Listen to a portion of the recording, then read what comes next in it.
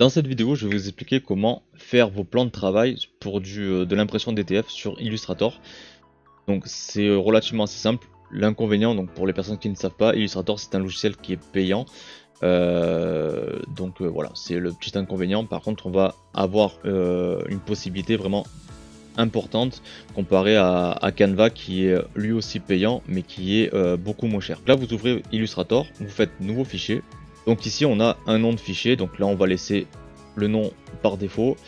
La largeur, donc ça dépendra en fait si vous partez sur du A4, A3 ou du 1 mètre. Personnellement je ne change jamais la largeur, je change toujours la hauteur. Donc là on est sur du DTF textile, je vous le rappelle, un DTF UV c'est 28,5 cm de largeur d'impression.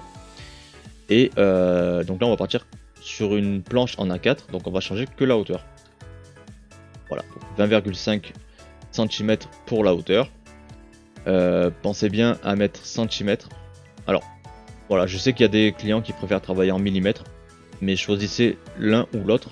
Ne partez pas sur d'autres unités de mesure. Fond perdu, on laisse tous sur 0. Là, très important.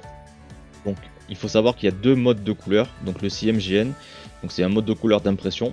Donc c'est ce mode de couleur là qu'on doit choisir absolument. Et on a un mode de couleur RVB. Donc le RVB sera plutôt destiné à tout ce qui est YouTube, Facebook, tout ce qui est site internet. Ça sera plutôt destiné en fait à un visuel sur écran, plutôt qu'à de l'impression. Donc les couleurs seront beaucoup plus éclatantes en RVB. Vous pouvez laisser en RVB, par contre, faites attention que le résultat ne sera pas du tout identique à ce que vous allez recevoir une fois imprimé. Donc c'est pour ça que je vous conseille vraiment de partir sur du CMJN. Mais de toute façon, je vous ferai une vidéo pour vous expliquer vraiment la différence entre le CMJN et le RVB et pourquoi il faut rester en CMJN ou pourquoi dans certains cas le RVB peut être intéressant. Donc effet pixelisation, on laisse sur élevé, donc ce qui correspond à 300 pp, donc c'est pixels par pouce. Faites attention. Sur Photoshop, c'est pas pareil, c'est pixels par centimètre et pixels par pouce. Voilà, il y a la possibilité de choisir soit par pouce, soit par centimètre. Donc là, on est bien sur du pixel par pouce. Mode d'aperçu, on laisse par défaut, et là, on fait créer. Donc si vous souhaitez, pour vraiment vérifier que vous n'avez pas fait d'erreur, on peut venir donc ici, vous faites les indispensables classiques. Là, on vient sur modifie les plans de travail.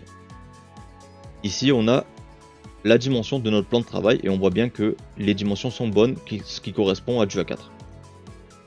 Alors ici, on a un outil qui est vraiment très sympa, c'est le damier. C'est cette petite case ici.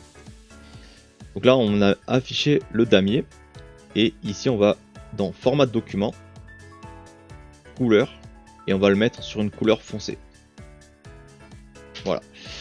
Donc là, c'est-à-dire que si vous avez un fichier avec un fond blanc, donc par exemple, voilà, je vais mettre ceci pour vous expliquer, et on va mettre donc sur notre fichier, on va y mettre un contour pour que ce soit plus parlant de voilà de 50 points. Donc là, par exemple, dans ce logo là, donc on a un fond blanc et on a un contour noir. Si je laisse Donc si je désactive mon damier, on ne sait pas s'il y a vraiment un fond blanc. Si je mets le damier, on voit que l'image a un fond blanc. Donc voilà, c'est juste pour avoir un aperçu rapide de si oui ou non votre fichier a un fond blanc. Et si jamais vous avez par exemple du texte en blanc, ça vous permet de le voir beaucoup plus simplement que par exemple sur Canva où on a l'obligation de mettre un fond blanc, un fond noir par exemple, hop, par derrière pour justement voir notre fichier. Hop, arrière-plan, voilà. Voilà, donc là vous voyez, hein, en fait voilà, c'est le même principe que Canva. Hein. On vient soit mettre un fond comme je viens de vous le montrer, ou alors on vient mettre le damier. Personnellement, moi je préfère vraiment travailler avec le damier qu'avec un fond. Donc là du coup on va importer donc nos fichiers. Alors il y a deux possibilités, soit vous faites fichier ouvrir, soit vous faites fichier importer qui se trouve juste ici. Donc ne faites pas fichier importer, faites plutôt fichier ouvrir. Je vais vous montrer. Donc là on a hop, on a plusieurs fichiers. Donc on va ouvrir ce fichier là. Alors voilà, ce fichier là par exemple. Donc là on a un fichier qui a un code couleur RVB. Donc vous voyez hein, ici on est en CMGN, donc c'est le mode de couleur d'impression comme je vous expliquais. Et ici on a un mode de couleur RVB. Donc si vous faites fichier importer et vous ouvrez votre fichier, là ça le passe en CMGN. Mais en fait vous ne savez pas si la personne qui a créé ce fichier là l'a créé en CMGN ou l'a créé en RVB.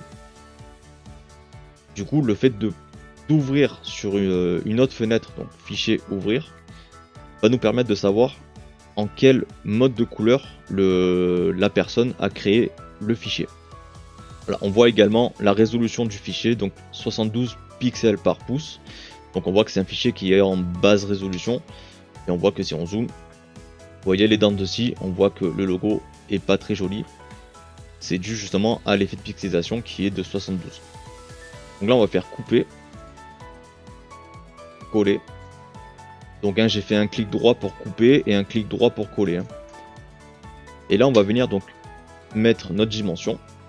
Donc on va dire par exemple 15 cm. Voilà. Et on va en mettre un autre. Donc même principe, fichier, ouvrir. Et on va sélectionner par exemple ici. Donc là vous avez vu, hein, c'est encore du RVB, mais c'est normal parce que c'est du PNG. Et en fait le PNG sera obligatoirement en code couleur RVB. Donc ça je l'ai noté justement dans le mode d'emploi que je fournis par message. Donc ça vient compléter les vidéos tuto de cette chaîne. Donc là, même principe, on fait couper, coller, voilà.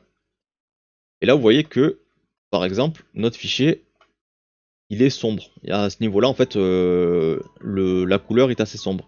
Et on a du mal à différencier en fait le damier de notre logo. C'est pas grave, on fait format de document. Et là, on le passe sur moyenne. Et là on voit mieux les contours de notre logo et on a toujours donc notre fichier ici avec, on voit le fond blanc. Voilà, et en fait si vous voulez vous allez choisir donc une couleur claire. Là ben, on a plus de mal à différencier le blanc. Par contre on voit beaucoup mieux le logo ici.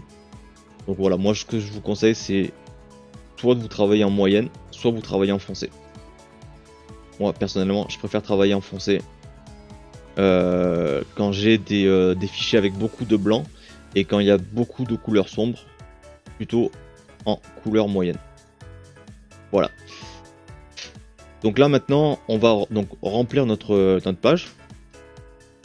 Hop. Voilà, on va le mettre par exemple ici. Hop. Et pareil donc pour celui-là, on va en mettre un ici.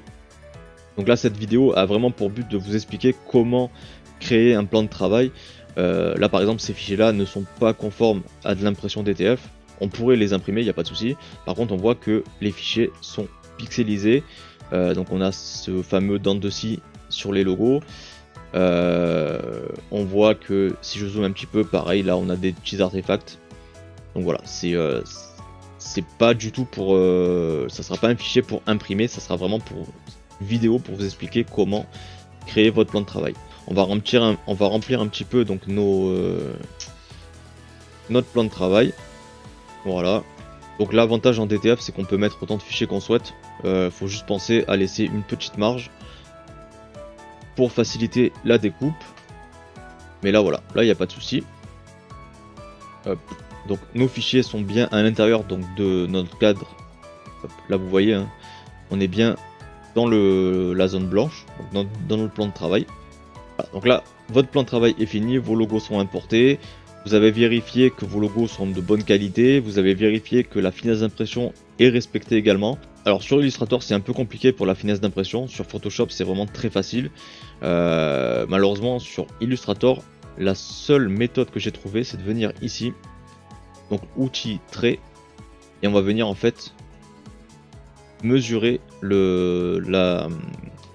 notre trait, en fait le trait le plus fin, et il faut qu'il soit supérieur à 0,5 mm. Donc là vous voyez qu'on est à 0,5 mm, 0,517, donc là on est bon. Et voilà, c'est la seule méthode que j'ai trouvée sur Illustrator pour le moment pour vérifier la finesse d'impression. Donc une fois que votre plan de travail est fini, faites fichier et là vous faites enregistrer sous. Dans chip, vous laissez sur AI. Ne passez pas sur un autre chip, vu qu'on est sur Illustrator, vous laissez toujours sur AI. Et là, même principe que sur Canva ou sur Photoshop, on va marquer donc notre plan de travail. Alors là, je vais marquer le nom du fichier, on va marquer tuto AI. Notre plan de travail, c'était du A4, donc A4.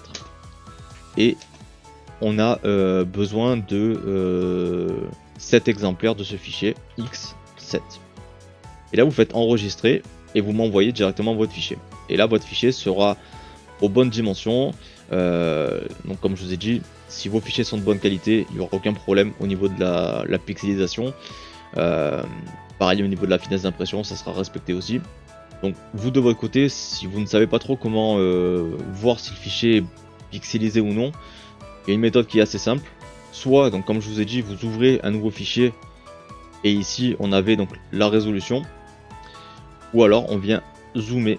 Et si vous zoomez, donc là par exemple je suis à 2400% en zoom, si vous zoomez et que vous voyez cet effet là, voilà, on le voit même là on est à 800%, on voit les artefacts. Si vous zoomez un petit peu, que vous voyez ce souci là de votre côté, le logo sera pixelisé à l'exportation. Donc ça sera à prendre en compte, et donc on risque d'avoir des petits contours blancs au niveau de l'impression en DTF. Voilà, donc j'espère que cette vidéo vous sera utile. Si vous avez des questions, n'hésitez pas, je suis aussi là pour ça. Je sais que le DTF c'est vraiment très compliqué, surtout au début. Donc voilà, n'hésitez vraiment pas, il n'y a aucune question bête. Je préfère prendre le temps et expliquer vraiment avec le client si le fichier est en mauvaise qualité ou autre, qu'est-ce que ça risque d'arriver.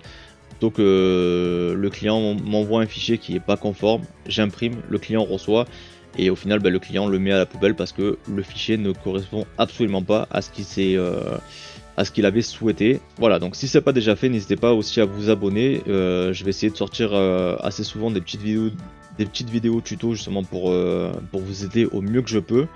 Voilà, donc je vous remercie d'avoir vu cette vidéo et je vous dis à bientôt.